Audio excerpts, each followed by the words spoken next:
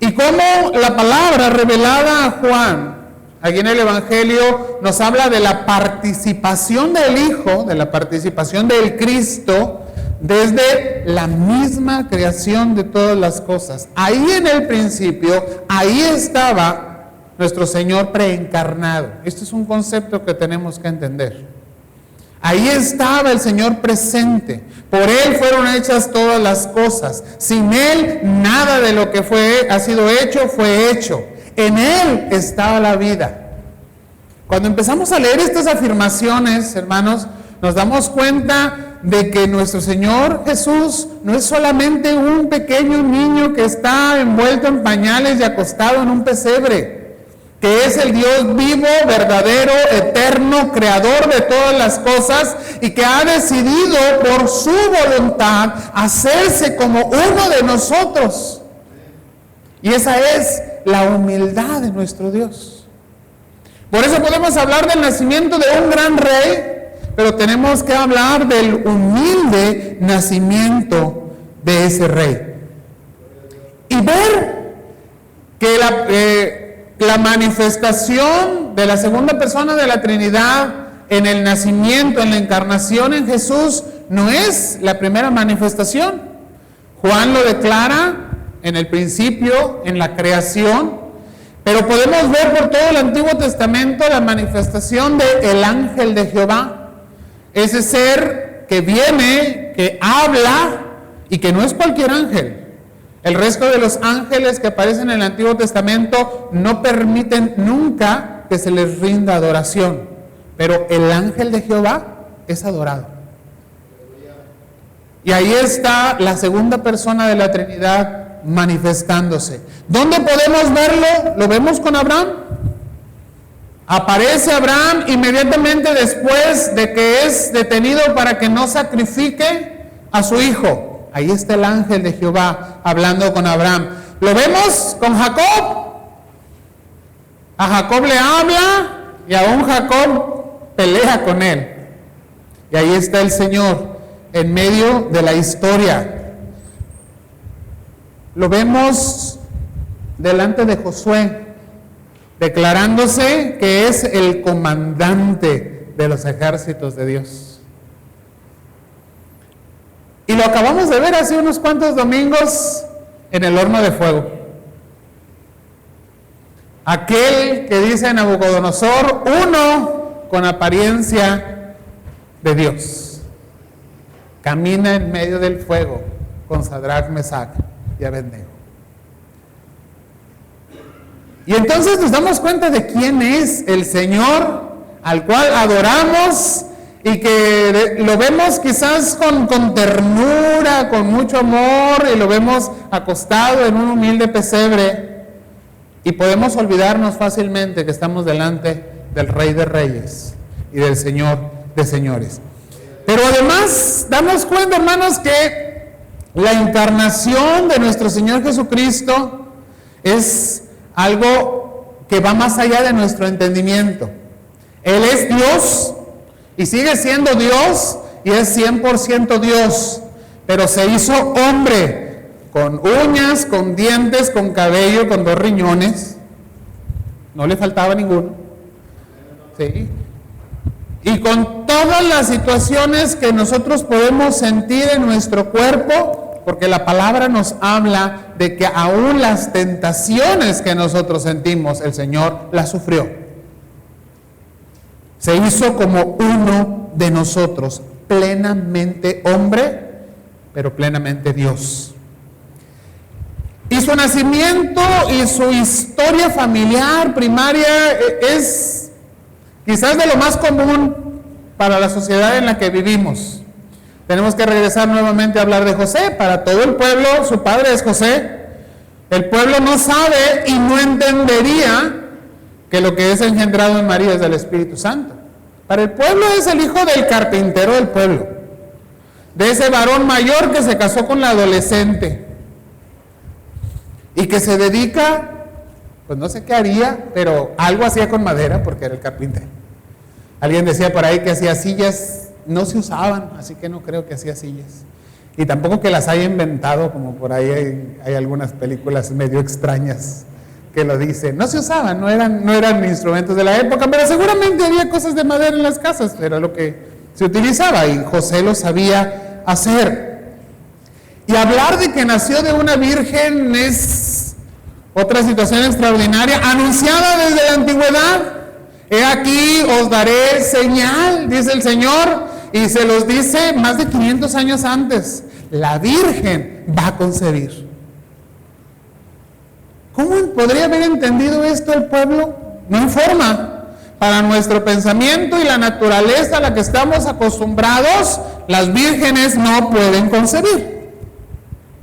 Es algo que va más allá de nuestro entendimiento, de nuestra mente, de nuestra comprensión de la naturaleza creada por Dios. Pero el Señor dice, así van a ser las cosas. El nacimiento del rey es un acontecimiento de forma totalmente extraordinaria. Pero el nacimiento de Jesús es un nacimiento humilde. No hay lugar para el mesón, no hubo suite presidencial, no hubo sábanas de lino, dije de seda hace rato y no se usaba, el lino sí se usaba. No había sábanas de lino, menos de lino fino. Había pañales, no sé de qué tela las habrían hecho. Y había un establo, y había un pesebre, sí, ahí donde echan la comida a los animales, donde metía la cabeza la vaca, o el buey, o el caballo, o las ovejas, o las cabras, no sé qué animales habría en ese establo, pero ahí iban a comer. Quizás rápidamente José tuvo que darle una vuelta y una sacudida, seguramente estaría lleno de tamo del alimento, de polvo del alimento, y improvisar alguna colchita, que quizás sería lo mínimo, y recostarlo ahí. Pero esa señal. Esa es la palabra que los ángeles le dan a los pastores. Esa va a ser la forma en la que va a ser reconocido. Tienen que acercarse y tienen que ir al encuentro de un niño que ha nacido y que está envuelto en pañales y acostado en un pesebre. Algo totalmente inusual. ¿Quién vaya a cuesta a su recién nacido donde los animales comen? Se nos ha vuelto tan común este tipo de expresiones y las vemos cada Navidad en las obras que ya no les damos la importancia que tienen. Ya nos parece algo que ha pasado a ser parte de nuestra cultura, ha pasado a ser parte de nuestro pensamiento, pero que en cada una de estas situaciones todo es inusual, todo es extraordinario, nada es común. Y sin embargo ahí está el Rey de toda gloria que merece ser adorado. En teología, esta situación de que nuestro Dios se despoja de su gloria para hacerse como uno de nosotros, se le conoce con la palabra kenosis, que se traduce de una forma literal como despojo. Dios se ha despojado. Quiero que vayas conmigo a la Biblia y que leamos Filipenses 2, que también es un pasaje que conocemos muy bien y que lo leemos por ahí cerca de las épocas navideñas. Y que repasemos un poquito nuevamente lo que nos dice la palabra. Filipenses capítulo 2, versículos del 5 al 8.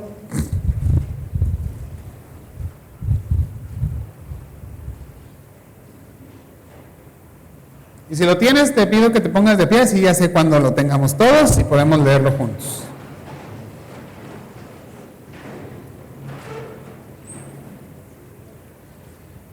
Dice la palabra del Señor: haya pues en vosotros este sentir que hubo también en Cristo Jesús, el cual, siendo en forma de Dios, no estimó el ser igual a Dios como cosa a que aferrarse, sino que se despojó a sí mismo, tomando forma de siervo, hecho semejante a los hombres,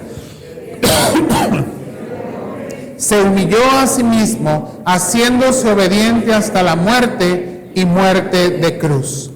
Siéntate, gracias. Cuando llegamos a leer este pasaje de Filipenses, yo no sé si en nuestra mente cabe que estamos hablando, que estamos leyendo del mismo Dios creador del universo, del mismo Dios que ha hecho maravillas y portentos durante la historia de su pueblo, del mismo Dios que se ha levantado un pueblo. Ese es el Señor del cual estamos hablando. Ese es el Señor el cual se revela en Filipenses y nos dice que siendo en forma de Dios no estimó, no le dio un valor supremo al ser igual a Dios y no se aferró a ello, sino que, dice, se despojó, la kenosis de Dios, para convertirse en Jesús, para hacerse ese niño que vemos en el pesebre, pero también ese hombre que caminó, habló, trajo evangelio de vida y murió en la cruz del Calvario. De ese ser es el que habla Filipenses, pero el versículo 5 debe sernos impresionante. El versículo 5 debe ser un golpe, un shock tremendo a nuestro pensamiento, a nuestro carácter, a nuestra forma de ser como seres humanos. Porque la palabra inicia diciéndonos en el versículo 5 que debe haber, que haya en nosotros, ¿qué? El sentir. Y tendríamos que preguntarnos, bueno, ¿qué sintió?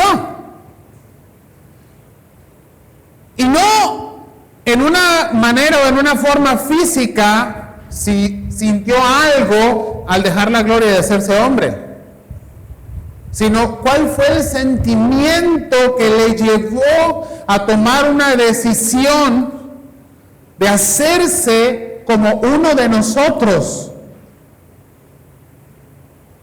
Y pensar un momento en cómo somos nosotros, que si le preguntamos al salmista nos va a decir, gusanos todos, delante de la gloria del Señor que hizo el universo. Y el Señor dijo, no es algo a lo que me voy a aferrar, no es algo que tengo como supremo, me voy a hacer como uno de ustedes, porque así tiene que ser, porque es parte del proyecto, del propósito de la historia primaria de Dios para llevar a cabo la reconciliación necesaria. Pero lo hace, y aquí está el sentimiento, por amor. Dios ha querido tener comunión con el ser humano, ha sido su motivo primario para crear, para poner todo lo que hay sobre la tierra, para crear el universo mismo, para poner todo lo necesario para el sustento del hombre y para levantar al hombre del polvo de la tierra. Lo ha hecho porque quiere tener comunión con nosotros. Y ha hecho todo lo necesario para tener comunión con nosotros, y parece que nosotros los seres humanos hacemos todo lo necesario para perder la comunión con Dios. Y dígame usted si esto no es verdad. El Señor nos dice, te quiero a mi lado, y yo digo, Señor, pero yo quiero caminar lejitos de ti. Yo te quiero llevar de la mano, pero Señor, es que yo no quiero que me lleves de la mano, porque a donde yo voy, se me hace que tú no puedes ir. Es que yo quiero que tengas mis pensamientos, quiero escribir en tu corazón las tablas de la ley. Señor, pero mi corazón está ocupado. Yo tengo mis propios pensamientos y yo quiero hacer de mi vida lo que yo quiero. Hermanos, así le contestamos a Dios. A lo mejor no se ha puesto a pensarlo y no se lo ha dicho de voz, pero nuestra actitud, nuestro sentir, le expresa a nuestro Dios, no quiero caminar contigo. Y hay que decirlo que tristemente aún entre creyentes, aún entre lavados en la sangre de Cristo, hay esta actitud. Y que hay áreas de nuestra vida que decimos, sí, el Señor ya ha tocado mi corazón, pero hay áreas, Señor, que ahí no quiero que te metas. Esas son mías y solamente mías. Y la gran enseñanza nos dice Dios, yo que soy Señor de toda la creación, digno de toda gloria y alabanza, no estimo el ser Dios como algo a lo que me voy a sujetar, sino que me despojo, me lo quito para hacerme como uno de ustedes. Mientras no entendamos esto, hermanos, podemos pasar navidades, tras navidades, seguir viendo el pesebre, aplaudirle al niño con la bata de baño, tocando la puerta del mesón, diciendo qué bonita María, la niña más bonita y güera, la de los ojos azules. Y no entender nunca, sí, estar muy divertidos y reírnos y aplaudirles y decir que son buenos actores, pero no entender el gran misterio que es la natividad. Dios haciéndose hombre por amor a ti y a mí y dejándonos una enseñanza. Quiero que haya este mismo sentir en vosotros. ¿Qué significa esto? ¿A qué está aferrada nuestra vida el día de hoy? Yo te aseguro que a nada que se pueda asemejar a la gloria de Dios. Nos aferramos a empleos, a dinero, a situaciones y a algunas situaciones bastante pecaminosas, pero estamos aferrados a ellas. Nos aferramos a compromisos, pero nada de eso, nada siquiera se asemeja ni tiene ni un poquito de la importancia de la gloria de Dios.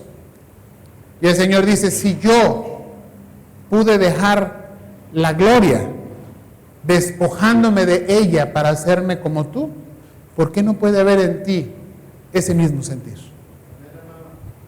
Despojarnos de orgullo, despojarnos de mi pensamiento, de mi carácter, de lo que yo quiero alcanzar a ser. Y decir, Señor, por amor, y no por el mío, sino por el que tú me has dado, yo también me puedo despojar. Y yo también puedo buscar en ti la humildad porque tú me has dado ejemplo. Y en esa condición, porque no es nada más hacerse hombre, y estando en esa condición, se humilló a sí mismo, aún más humillado, ya no humillado como Dios a ser hombre, sino humillado como hombre a hacerse un maldito. Y se oye fuerte lo que acabo de decir, pero eso dice la Biblia: maldito aquel que es colgado en un madero. A eso se humilló ya en carne. Ya no es la humillación de Dios a hacerse como tú o como yo, sino el mismo hombre. ¿A quién de nosotros nos gusta ser humillados? Pero sí, que ni me miren feo, que ni me hablen mal, que no me ignoren porque me sale mi apellido, el que sea, cada quien póngale el suyo. ¿Y dónde queda el ejemplo de Cristo en nuestras vidas?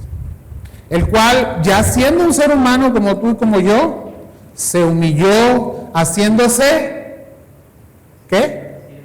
Haciéndose antes de eso, haciéndose obediente. ¿Haciéndose qué? Obediente.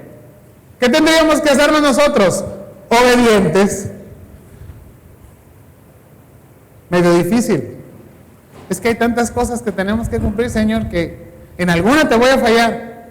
Bueno, hay el mismo sentir, mínimo el esfuerzo, mínimo el querer ser obedientes. Se hizo haciéndose obediente, ¿hasta cuándo? ¿Y nosotros? Hasta que las carencias me lo impidan, o hasta que mi voluntad me diga, ya no te humilles más. ¿Hasta dónde, hermanos? Nos vamos a hacer obedientes a Dios.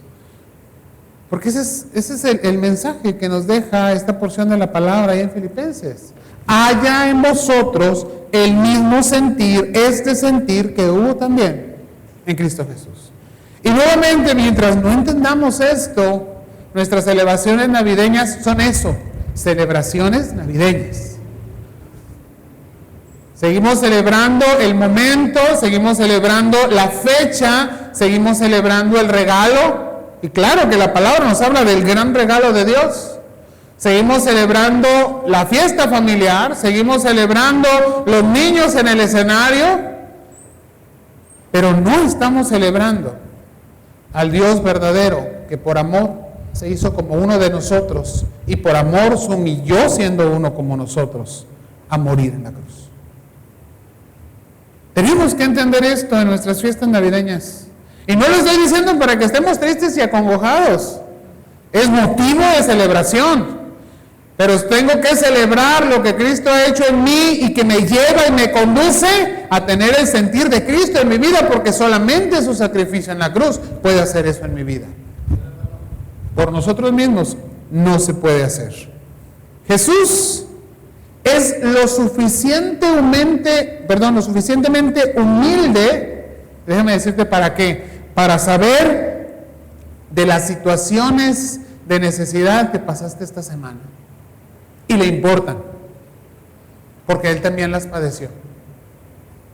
Él tuvo hambre, tuvo sueño, tuvo frío, tuvo carencias, no tuvo dónde recostar su cabeza, tuvo que caminar y caminar y caminar entre el polvo, y muchas veces, tarde, andar buscando a sus discípulos que iban a comer ese día.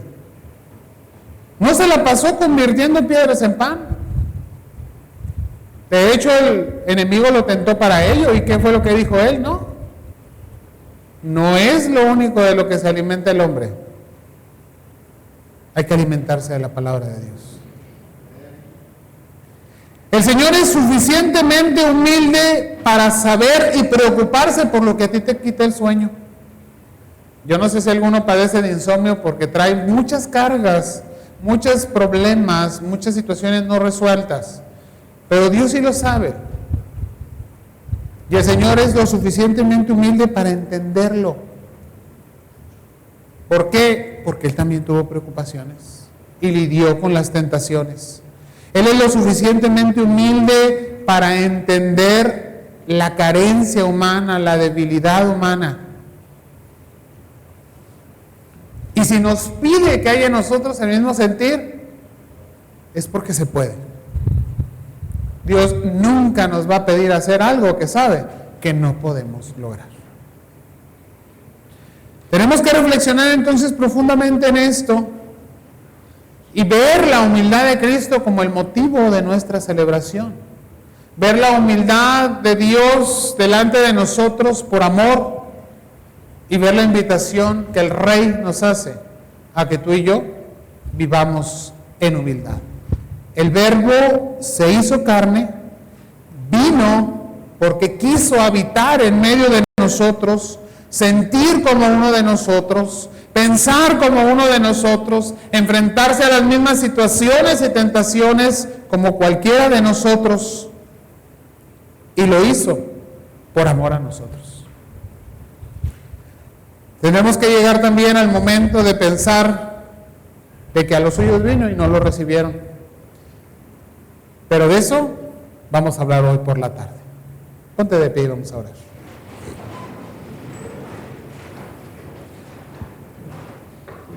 Dios eterno, en tu misericordia y amor, en tu plan y propósito perfecto, Señor, pusiste a tu pueblo en tiempo de espera, recordándole que esa espera tendría su fruto en el tiempo perfecto y que enviarías a través de nuestro Señor Jesucristo la respuesta perfecta.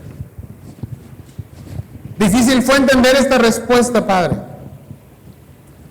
Difícil ver en un pequeño niño, en un hombre igual al resto de los demás, el rostro del Salvador. Pero tú lo anunciaste. Tú ofreciste señal. Tú mostraste cómo habría de ser reconocido. Y muchos, Padre, no lo entendimos. Pero, Señor, a los que lo hemos entendido por tu gracia y por tu amor, te rogamos, Padre, que ahora nos lleves a entender el sentir, el amor tan grande que te llevó a hacer esto, a despojarte de gloria, a hacerte como uno de nosotros, a vivir con carencias y necesidades, a hacerte humilde y obediente hasta la muerte y la muerte de mayor condenación, la muerte de cruz.